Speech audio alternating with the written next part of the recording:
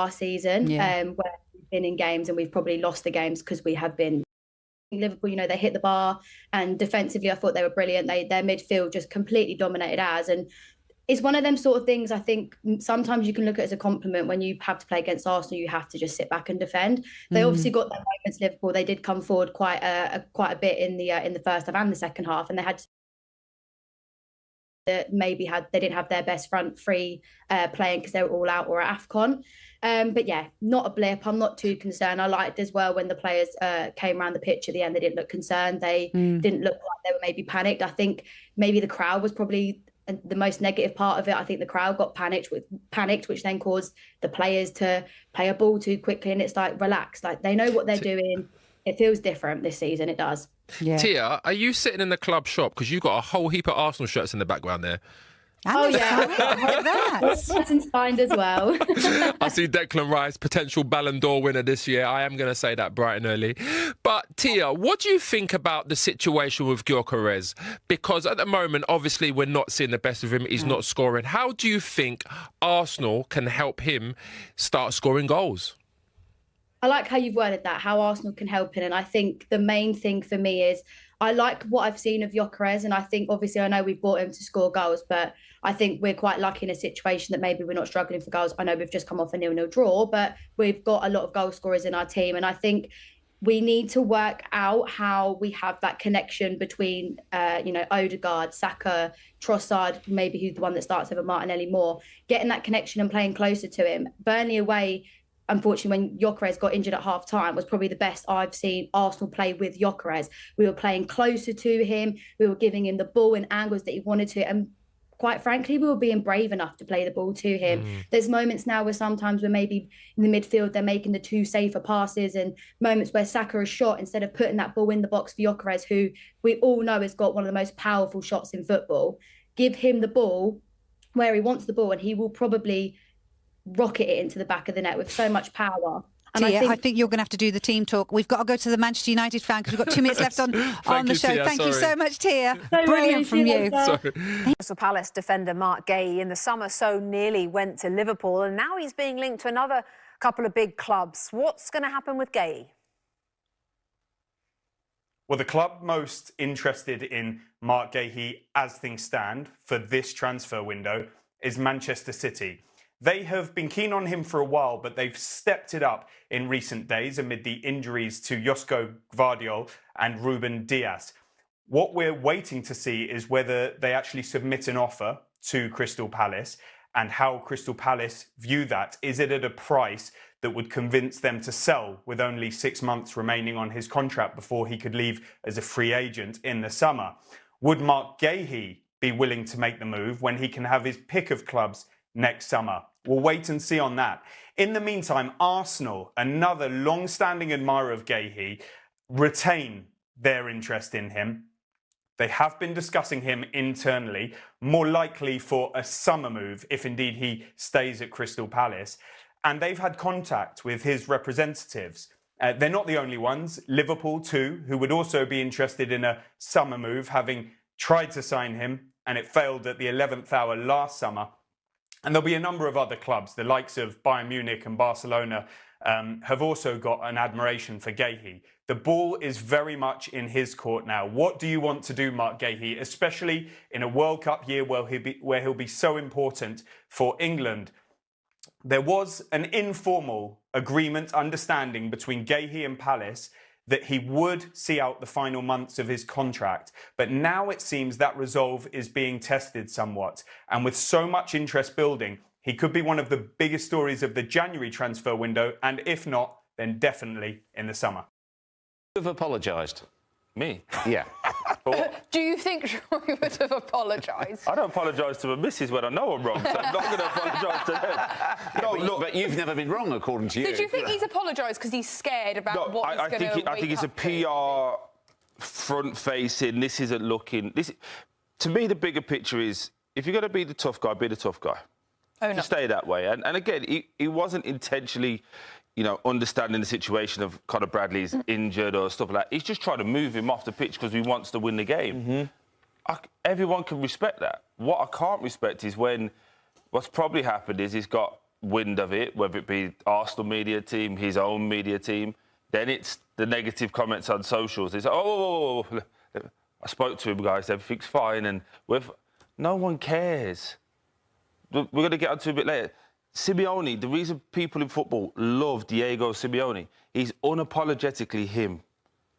And you pushed him off the pitch. Is it a good look? No. But it actually shows you want to win the game. Shows that all you care about is getting on with the game and winning. You know what should matter the most? That he texted him internally, right? Yeah. If I did that to you, Troy, and I texted you, hey, and it's like, you know what? If it gets out that I texted you, fine. But yeah, don't announce it. Listen, You just made me go to a great point. There's a very similar situation happened. I won't say the players' names. I'll tell you in the break. But Can't do that to the viewers. I can, because I don't want it out there for him. We played a game. One of our players got a really bad injury, and it wasn't a bad tackle. It was just coming together, and it was one of those things. That player couldn't get through to the other player, so messages me and says, "Can you connect us? But if he's gone to the hospital, which he ended up doing, can you just forward this message on, please?" Done. Up until now, that was 5 years ago. You've never heard about it. Because that's just what happens. People message behind the scenes. What's his initials? You definitely get it. But the problem is now everything has to be, like, tell everybody how great it is. Because these players now, they love it when you tell them they're great. Love it. Milk it to death. When you put a little bit of negativity on, it's like, whoa, how do I get out of this? I don't like that. Just tell me I'm great. And Martinelli, he's doing OK for Arsenal. But you wanted to win the game, and you didn't. And unfortunately, it looks bad.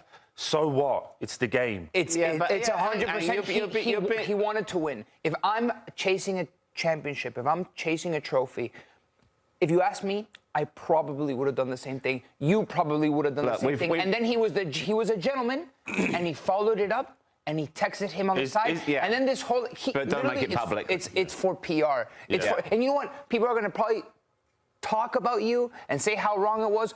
Did you mess up? Well, of course you messed up. But you know what? Just take it.